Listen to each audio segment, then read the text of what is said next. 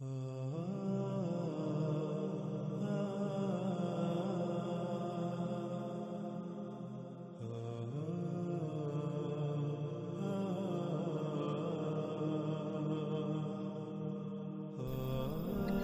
سبحانہ و تعالیٰ نے ہمارے جسم میں جو میزان قائم کیا وہ میزان قائم کیسے رہے گا؟ وہ کون سی ہدایات ہیں جن ہدایات پر عمل کر کے ہم اس میزان کو برقرار رکھ سکتے ہیں؟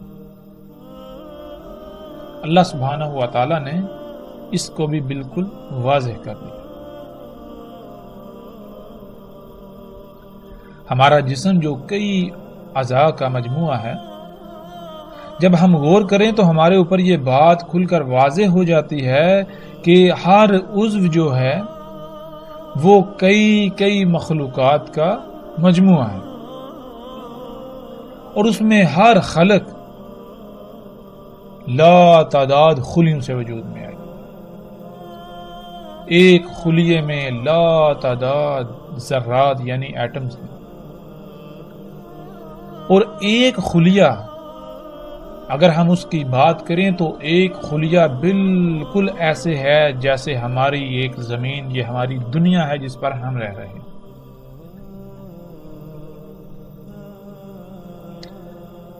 ہمارے ایک خلیے کے اندر پوری ایک ایسی دنیا آباد ہے جس دنیا میں ہم رہ رہے ہیں۔ ہمارے ایک خلیے کے اندر لا تعداد مخلوقات ہیں، فیکٹریاں، کارخانے، صفائی کا نظام، ٹرانسپورٹ کا نظام، ایک انتہائی عجیب و غریب پیچیدہ ترین نظام ہے، پیچیدہ ترین دنیا ہے، اور اس دنیا کا نظام تب تک ٹھیک سے چلے گا جب تک اس دنیا کو جو اس کی ضروریات ہیں وہ خالق کی ہدایات کے مطابق فراہم کی جائیں گی۔ ان ضروریات کی مقدار کیا ہوگی، ان ضروریات کا معیار کیا ہوگا، اس کا بھی علم صرف اور صرف اسی ہی کو ہو سکتا ہے جو اس دنیا کا خالق ہے، اور اس دنیا کا خالق اللہ سبحانہ و تعالیٰ کی ذات ہے۔ ایک خلیہ ناظرین جس کا حجم کیا ہے، اس کا اندازہ آپ یوں لگا سکتے ہیں کہ اگر 10 لاکھ خلیے ایک مقام پر رکھے جائیں تو وہ صرف اور صرف اتنی جگہ گھیریں گے جتنی کی ایک باریک سے باریک تر سوئی کی نوک ہوتی ہے۔ اس سے آپ اندازہ لگا سکتے ہیں کہ ایک خلیے کا حجم کیا ہے، کتنا چھوٹا ہے جسے انسانی آنکھ نہیں دیکھ سکتی۔ تو ناظرین، جب تک اس خلیے کی دنیا میں جو میزان اللہ سبحانہ و تعالیٰ نے قائم کیا وہ قائم رہے گا، تب تک ان خلیوں سے وجود میں آنے والا عضو ہر لحاظ سے مکمل اور وہ اپنے مقام پر رہتا ہوا اپنی ذمہ داری پوری کر سکے گا۔ جب اس طرح تمام کے تمام اعضاء اپنے اپنے مقام پر رہتے ہوئے اپنی بھی ذمہ داری پوری کریں گے تو پورا جسم ٹھیک رہے گا، لیکن اگر کہیں بھی بگاڑ آ گیا، کہیں بھی خسارہ ہوا، کہیں بھی کوئی کمی، کوئی کوتاہی، کوئی لاپرواہی ہوئی، کسی بھی مخلوق نے جسم کے اندر یا جسم کے باہر جو کہ جسم کا حصہ ہے اس نے لاپرواہی کی تو جسم میں قائم جو میزان ہے اس میں خسارہ ہو جائے گا۔ جس خسارے کو ہم بیماریوں کا نام دیتے ہیں، اور اگر اس خسارے کو دور نہ کیا جائے، اس بگاڑ کو ختم نہ کیا جائے جو کہ فساد کہلائے گا، اس کی اصلاح نہ کی جائے تو پھر ایک وقت ایسا آئے گا جب یہ جسم اپنی اجل سے دوچار ہوگا، یعنی ایک آخری تباہی اس پر مسلط ہوگی جو اسے ختم کر دے۔ تو ناظرین، اپنی ہی ذاتوں میں ہم جتنا بھی غور و فکر کرتے جائیں وہ کم ہے، جیسے جیسے غور و فکر کرتے جائیں گے ہمارے اوپر راز کھلتے چلے جائیں گے۔ تو اب تک جو باتیں ہمارے سامنے آئیں وہ یہ ہیں کہ اللہ سبحانہ و تعالیٰ نے ہمارے جسم کو خلق کیا۔ ہمارے جسم کے دو پہلو ہیں، ایک ظاہری ایک باطنی۔ جو ظاہری ہے وہ بھی دو حصوں میں تقسیم ہے. اس میں ایک حصہ تو وہ ہے یعنی کچھ مخلوقات کچھ اعضاء تو ایسے ہیں جو محکم ہیں، جو فیصلہ کن ہیں، جن کے بارے میں اللہ سبحانہ وتعالی نے ہمیں علم دے دیا کہ ان کا مقصد کیا ہے.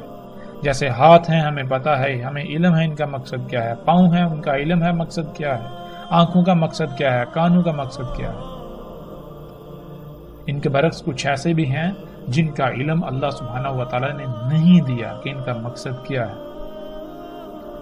اگر علم نہیں دیا تو اس کا مطلب یہ نہیں کہ ان کا کوئی مقصد نہیں ہے، وہ بے فائدہ ہیں، وہ بے مقصد ہیں. ایسا ہرگز نہیں، ان کا بھی کوئی نہ کوئی مقصد ہے. ہمیں اگر علم نہیں دیا تو وہ صرف اور صرف اس لیے نہیں دیا کیونکہ ہمارا ان سے ایسا کوئی تعلق نہیں، ہمارے لیے ان کا علم ہونا ضروری نہیں.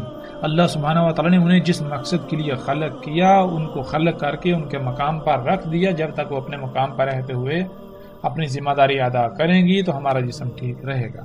اس لیے ہمارا ان کے ساتھ کوئی تعلق نہیں، وہ اپنا کام کر رہے ہیں. پھر دوسری بات، ہمارے جسم کا ایک باطنی حصہ، باطنی پہلو جو کہ پوشیدہ اعضاء ہیں جن کو اللہ سبحانہ وتعالی نے ہم سے چھپا کر رکھ دیا. وہ کیا ہے؟ وہ ہمارے جسم میں اللہ کا غیب ہے، جس کا قرآن میں اللہ سبحانہ وتعالی نے بار بار ذکر کیا، جس کے بارے میں اللہ سبحانہ وتعالی نے کہا کہ غیب پر ایمان لاؤ. اب غیب پر ایمان لانا کیا ہے؟ غیب پر ایمان لانا یہی ہے کہ اللہ سبحانہ وتعالی نے ہمارے جسم کے اندر وہ اعضاء جو چھپا کر رکھ دیے ان کو خلق کرنے کا کوئی نہ کوئی مقصد ہے، اور جس مقصد کے لیے انہیں خلق کیا انہیں اس مقصد کو پورا کرنے کے لیے ان کے مقام پر رکھ دیا، ان کی لائن پر لگا دیا. جب تک وہ اپنے اپنے مقام پر رہتے ہوئے اپنی اپنی لائن کو پورا کریں گے، اس مقصد کو پورا کریں گے تو پورا جسم ٹھیک رہے گا. اگر کہیں بھی کوئی بگاڑ پیدا ہوا تو پھر فساد ہوگا، تباہیاں ہوں گی جن کو ہم بیماریاں کہتے ہیں، اور پھر آخر کار جسم موت کا شکار ہو جائے گا. تو جتنے بھی اعضاء ہمارے پوشیدہ ہیں یہ سارے کا سارا اللہ کا غیب ہے ہمارے جسم میں. یہ ہے ایمان لانا کہ اگر ہماری ان تک رسائی ہو جائے تو ہم ان کے ساتھ کسی قسم کی کوئی چھیڑ چھاڑ نہیں کریں گے، ہم ان کے ساتھ کسی قسم کا کوئی پنگا نہیں لیں گے. کیوں؟ اس لیے کہ اگر ہم نے ان کے ساتھ چھیڑ چھاڑ کی تو نظام درہم برہم ہو جائے گا. ہمارا ان کے ساتھ ایسا کوئی تعلق نہیں کہ ہم ان کے ساتھ چھیڑ چھاڑ کریں. یہ ہے غیب پر ایمان لانا. پھر مزید اگر ہم غور و فکر کریں ناظرین، اگر جسم سے خون نکال لیا جائے تو کیا ہوگا؟ جسم کانپ اٹھے گا. جسم سے جو اللہ تعالیٰ نے جو غیب جو رکھا، جو اعضاء چھپا کر رکھ دیے، جو اللہ تعالیٰ کا غیب ہے ہمارے جسم میں، اگر اس میں سے کوئی بھی چیز نکال لی جائے گی تو کیا ہوگا؟ اس عضو کی، اس شے کی ذمہ داری کی نوعیت کے اعتبار سے جسم کا نقصان ہو. یہ تھا اس سوال کا جواب کہ جو اللہ سبحانہ و تعالیٰ نے کہا کہ نہیں خلق کیا ہم نے آسمانوں کو اور زمینوں کو اور جو کچھ ان کے درمیان ہے مگر حق کے ساتھ. حق کے ساتھ خلق کرنا کیا ہے؟ اللہ سبحانہ وتعالی نے کہا کہ اپنی ہی ذاتوں میں غور و فکر کرو. تو جب ہم نے اپنی ہی ذاتوں میں غور و فکر کیا تو ہمارے سامنے بہت ساری باتیں آئیں. جو چیزیں، جو باتیں، جو سبق ہمارے سامنے آیا تو اللہ سبحانہ وتعالی کہتے ہیں بالکل یہی مثال، بالکل اسی طرح خلق کیا ہم نے آسمانوں کو، زمینوں کو اور جو کچھ بھی ان کے درمیان ہے. اور ہم نے خلق کی اجل مسمى. اجل مسمى کیا ہے؟ اس کا بھی بالکل واضح ہو چکا کہ ہم نے یہ سب کچھ خلق کیا ہے تو ایسا نہیں ہے کہ اگر ان میں چھیڑ چھاڑ کی جائے گی تو یہ ویسی کی ویسی رہیں گی. نہیں، اگر ان میں چھیڑ چھاڑ کی جائے گی، اگر ان کو ان کے مقام سے ہٹایا جائے گا تو پھر کیا ہوگا؟ پھر ان میں خرابیاں ہوں گی. پھر آخرکار ایک ایسا وقت آئے گا جب یہ تباہی سے دوچار ہو جائے گی. یہ ہے اجل مسمى.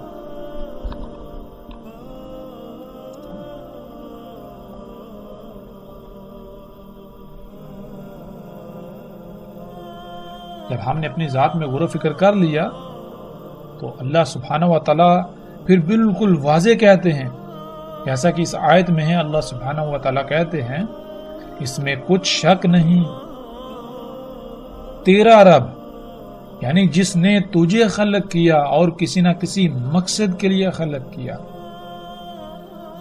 پھر تجھے جو تیری تمام کی تمام ضروریات تھیں وہ خلق کر کے مہیا کی، تجھے پروان چڑھایا اور تجھے اس مقام پر لے کے آیا جس مقام پر آ کر تو اس ذمہ داری، اس مقصد کو پورا کر سکے جس مقصد کے لیے تجھے خلق کیا، وہی رب ہے تمام کی تمام مخلوقات، یعنی تمام کی تمام مخلوقات کو بھی اسی نے خلق کیا، کسی نہ کسی مقصد کے لیے خلق کیا، اور تمام کی تمام مخلوقات کو خلق کر کے جو جو ان کا مقام تھا سب کو اس کے مقام پر قائم کر دیا،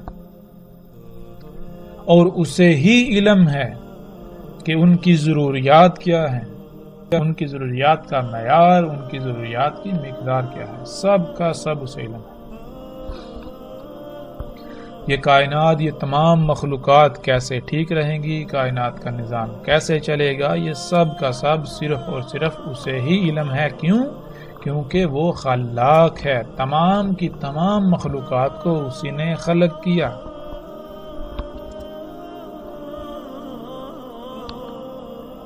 تو یہ تھا ناظرین حق کے ساتھ خلق کرنے کا جواب۔ اس جسم پر اللہ سبحانہ و تعالیٰ نے ہمیں اختیار دیا ہے، جسم کی تمام مخلوقات ہماری محتاج ہیں، ہم چاہیں تو جسم کو حلال طیب فراہم کریں، خالق کی ہدایات کے مطابق ان کی ضروریات مہیا کریں، اور اگر ہم چاہیں تو خالق کی ہدایات کو یکسر نظر انداز کرتے ہوئے اپنی مرضی کے مطابق اس جسم میں جو جی میں آئے انڈے لیں اور جسم میں تمام مخلوقات کے حقوق کو غصب کریں۔ بالکل یہی مثال اس دنیا کی ہے، آسمانوں کی ہے، زمین کی ہے، ان کے درمیان جتنی بھی مخلوقات ہیں ان کی ہیں۔ جیسے اس جسم میں تمام کی تمام مخلوقات ہماری محتاج ہیں، اس جسم پر اللہ سبحانہ و تعالیٰ نے ہمیں اختیار دیا، بالکل اسی طرح اس زمین کی، اس آسمان کی، آسمان اور زمین کے درمیان جتنی بھی مخلوقات ہیں یہ تمام کی تمام ہماری محتاج ہیں، ان کا اختیار اللہ سبحانہ و تعالیٰ نے انسان کو دیا۔ اور اللہ سبحانہ و تعالیٰ نے بالکل واضح کر دیا کہ اگر تم صرف اور صرف میری ہی غلامی کرو گے تو کائنات کا نظام بالکل ٹھیک رہے گا، کائنات میں کوئی فساد نہیں ہوگا، کوئی بھی خرابی نہیں ہوگی، اور اگر تم نے اس کائنات میں میری ہدایات کے خلاف عمل کیا تو اس کائنات میں ہر سطح پر قائم میزان میں خسارہ ہو جائے گا، جس سے پھر خرابیاں ہوں گی، پھر تباہیاں آئیں گی، پھر وہ اجل جو اللہ نے خلق کی وہ آ جائے گی، یعنی ایک آخری بڑی تباہی جو تمہیں اپنی لپیٹ میں لے لے گی۔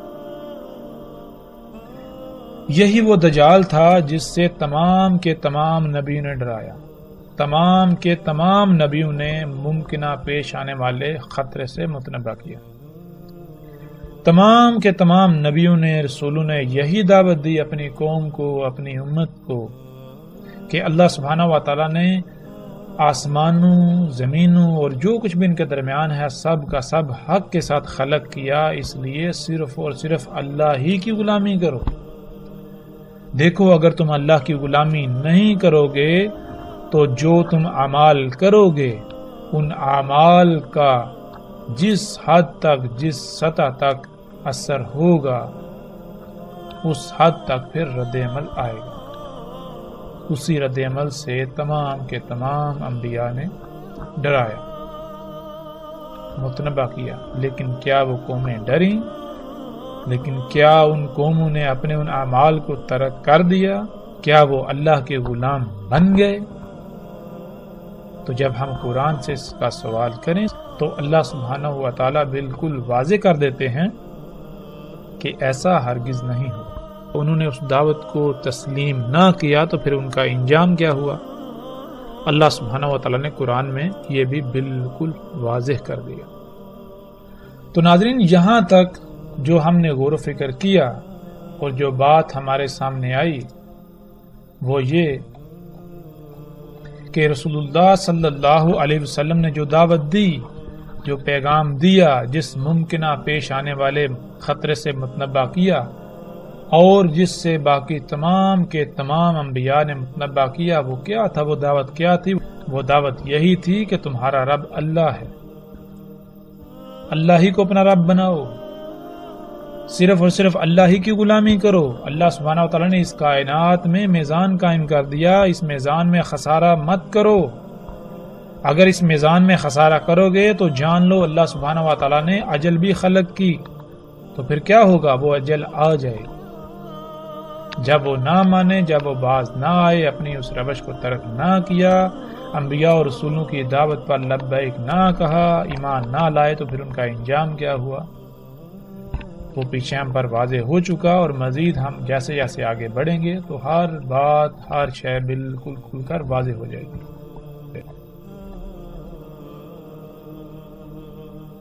جیسے نوح علیہ السلام نے اپنی قوم کو دعوت دی، بالکل اسی طرح باقی رسولوں نے بھی اپنی اپنی قوموں کو دعوت دی، اپنی اپنی قوموں کو ڈرایا. جب وہ نہ ڈرے، جب وہ اپنی روش سے باز نہ آئے تو پھر ان کا انجام کیا ہوا؟ اس انجام اور جس وجہ سے ان کا انجام ہوا اللہ سبحانہ تعالیٰ ان آیات میں بالکل واضح کر دیتے ہیں. وہ کیا اشیاء تھیں، وہ اعظم و فتنہ کیا تھا جس کی زد میں آ کر، جس کے دجل کا شکار ہو کر وہ قومیں ہلاک ہوگی، صفحاتی سے مٹ گئیں. اللہ سبحانہ و تعالیٰ کہتے ہیں کیا نہیں دیکھتے کیسے ہلاک کیا ہم نے ان سے قبل زمانوں سے؟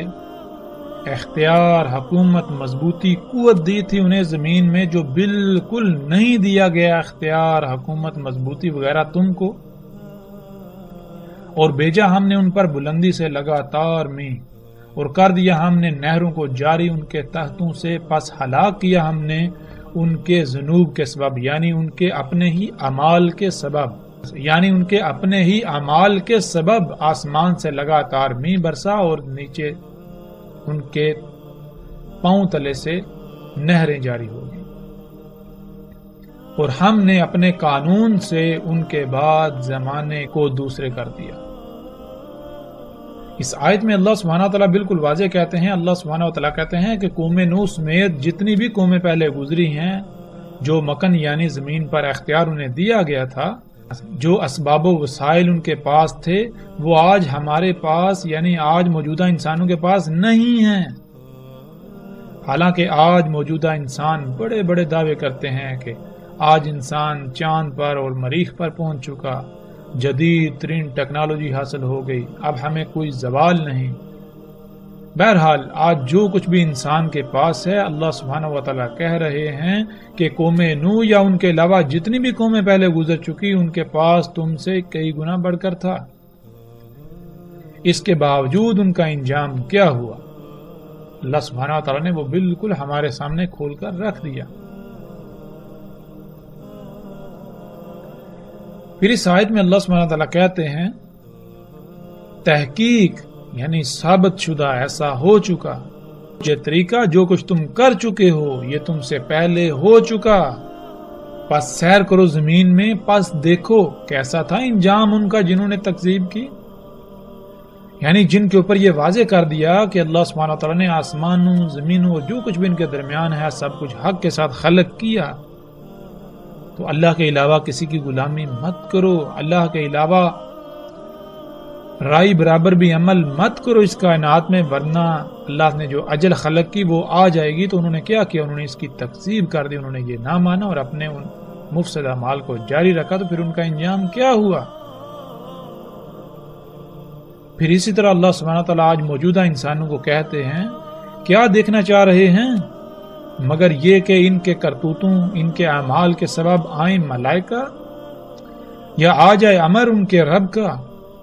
بالکل اسی طرح کے کرتوت کیے انہوں نے جو ان سے پہلے تھے.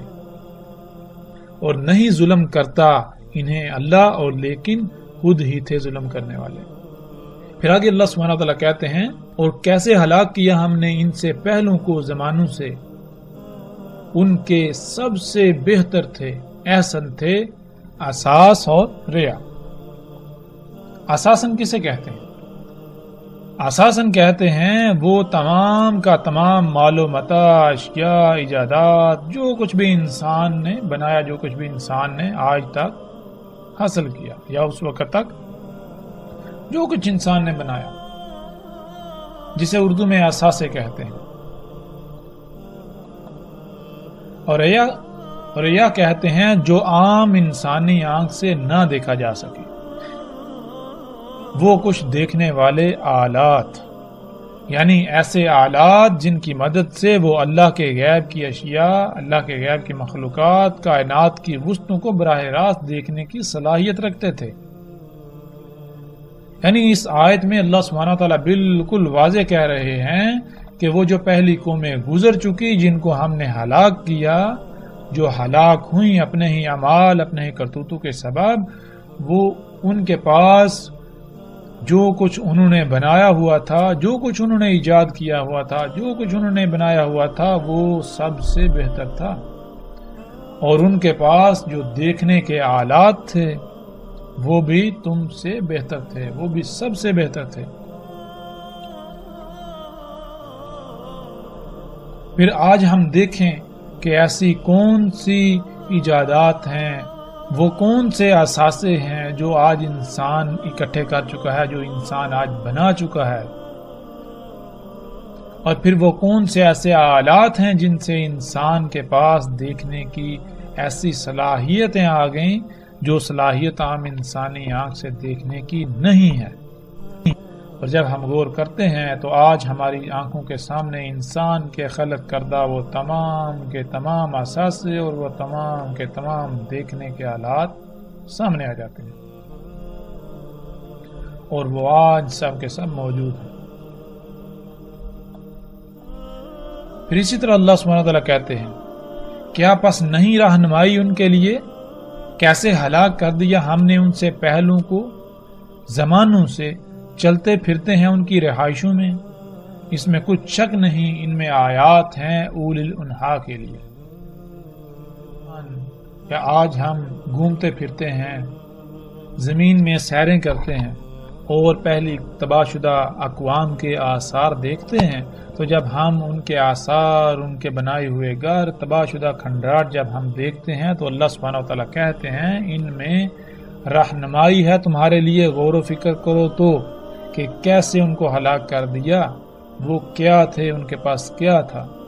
پھر اسی طرح اگلی اس آیت میں اللہ سبحانہ وتعالیٰ کہتے ہیں کیا نہیں سیر کی، کیا نہیں گھومے پھرے زمین میں، پس دیکھیں کیسا تھا انجام ان کا جو ان سے پہلے تھے وہ بہت شدید، ان سے کئی گنا بڑھ کر قوت میں، زمین کے نوادرات میں، یعنی جو زمین کے اندر اللہ سبحانہ وتعالیٰ نے چھپا کر زمین کے خزانے رکھے ہیں ان میں، اور انہوں نے زمین پر ایسی تعمیرات کی، زمین کو ایسے آباد کیا، شہروں کے شہر آباد کیے جو ایسی تھیں جیسے نہ ختم ہونے والی، مضبوط اور لمبے عرصے تک قائم رہنے والی، جتنی زیادہ سے زیادہ وہ کر سکتے تھے، جتنا زیادہ سے زیادہ وہ زمین کو آباد کر سکتے تھے، تعمیرات کر سکتے تھے، وہ انہوں نے کی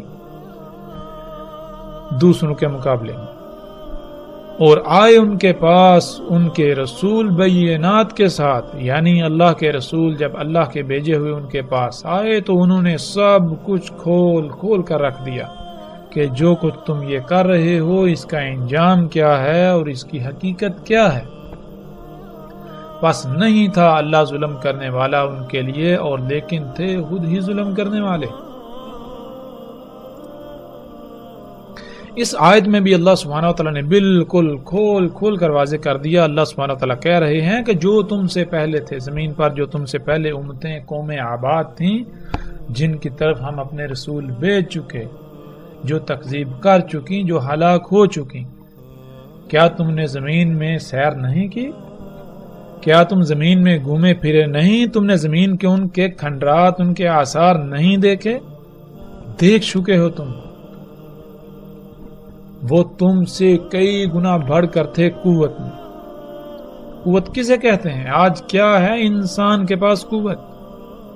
آج ہم کسے قوت کہتے ہیں؟ مثال کے طور پر اگر آج امریکہ کچھ دعویٰ کرتا ہے، امریکی صدر کہتا ہے، تو وہ کیا کہتا ہے؟ ہم قوت میں بڑھ کر ہیں، ہم سے جو ٹکر لے گا، جو ہماری بات دنیا میں نہیں مانے گا، وہ مارا جائے گا۔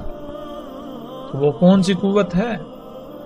وہ قوت ہے اسلحہ، بارود، مشینیں، یہی تو قوت ہے۔ اور اسی قوت کا اللہ سبحانہ وتعالی نے ذکر کیا، یہی وہ قوت ہے جو انسان کے اثاثے ہیں، جو کچھ انسان نے آج تک بنایا۔